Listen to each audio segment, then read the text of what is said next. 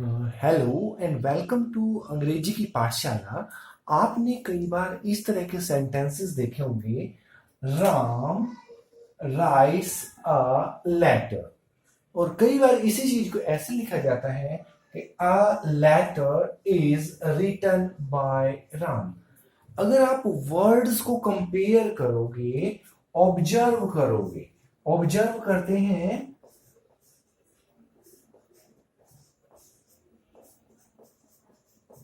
ये बन गया ऑब्जर्वेशन मेथड। देखिए क्या है, ए वर्ड यहां आया हुआ है और लेटर वर्ड भी यहां आया। और देखिए राम जो है ये यहां आया हुआ है। यहां पे कोई बाय शब्द नहीं है, यहां पे बी वाई बाय एक्स्ट्रा है। और देखिए क्या है, यहां राइट्स है। ये वर्ब की फर्स्ट फॉर्म बन गई राइट और उसके साथ एस लगा हुआ है, एस या ई एस। और यहां पे राइट जो है वो वर्ब की थर्ड फॉर्म बन गई है रिटर्न। तो अगर हम इस तरह से ऑब्जर्व करें तो व्हाट हैपन्स, राम यहां पर सब्जेक्ट का काम कर रहा है, वर्ब हो गई है, और ए लेटर जो है वो ऑब्जेक्ट का काम कर रहा है।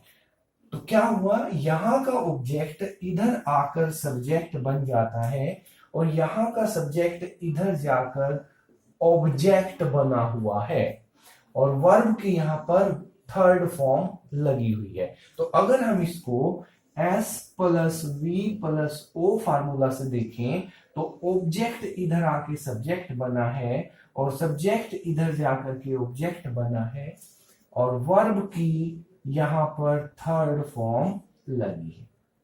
तो तीन चीजें हो गई। पहला हम कह सकते हैं कि सब्जेक्ट चेंज हो रहा है इनटू ऑब्जेक्ट।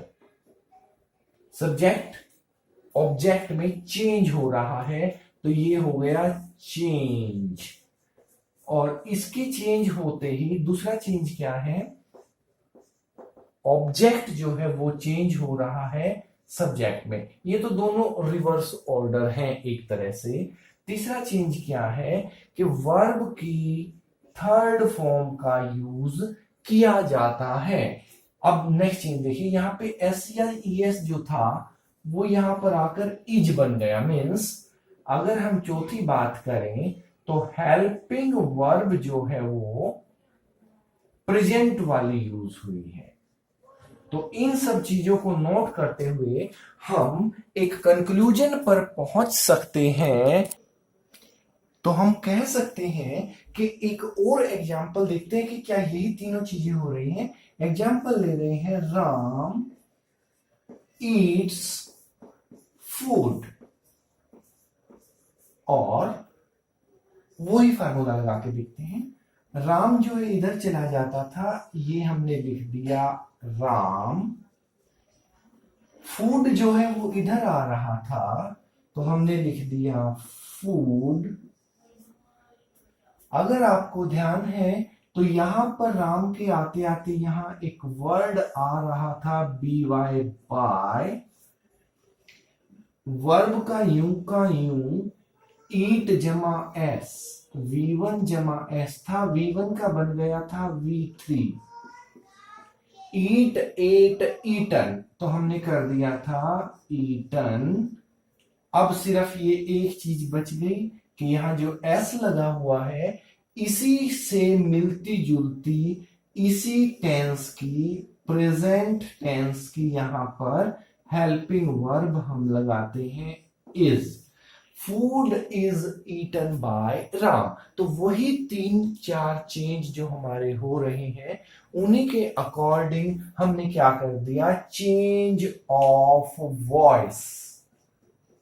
इसी को हम वॉइसेस कहते हैं कि किस तरह से आवाज बदलती है। जैसे ये हो गया कान ऐसे पकड़ना और एक इसी को ऐसे हाथ घुमा करके कान पकड़ना। सीधा काम जब सब्जेक्ट करता है तो वो बन जाता है एक्टिव वॉइस, और जब वही काम पैसिवली होता है, मीन्स बाय, जिसे हम हिंदी में द्वारा कहते हैं, तो वही चीज बन जाती है पैसिव वॉइस। एक्टिव वॉइस को हम एवी कह सकते हैं और पैसिव वॉइस को हम पीवी कह सकते हैं। आज हमने देखा कि किस प्रकार से 3 चेंज हुए, सिर्फ एक क्रॉस लगा है, subject changes into object, object changes into subject, और वर्ब जो है तीसरी फॉर्म में परिवर्तित हुई है।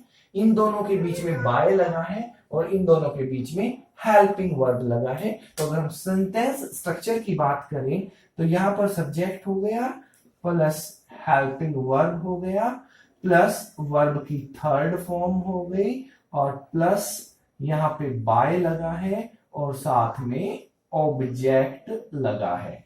1 2 3 चीजें वही हैं ऊपर वाली, और ये 2 चीजें जो हैं ये नई इसमें ऐड हुई है। ये देखिए बिल्कुल मेरे चश्मे की तरह। तो इस प्रकार से हम वॉइसेस को चेंज कर सकते